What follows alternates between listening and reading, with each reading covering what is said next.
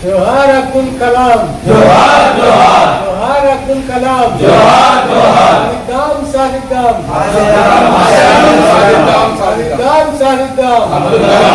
రంగాలలో దేశ ప్రతిష్టను ఇముడింపజేసి భారతదేశ ఆధునిక పరిజ్ఞానాన్ని యువతకు అందించినటువంటి గొప్ప మేధావి నిరాడంబరుడు ఈ దేశానికి ప్రమాణ సూచికైనటువంటి అబ్దుల్ కలాంజీ జయంతి సందర్భంగా బీఆర్ఎస్ పార్టీ ఆధ్వర్యంలో ఈరోజు ఘనంగా వారికి నివాళులు అర్పించడం జరిగింది.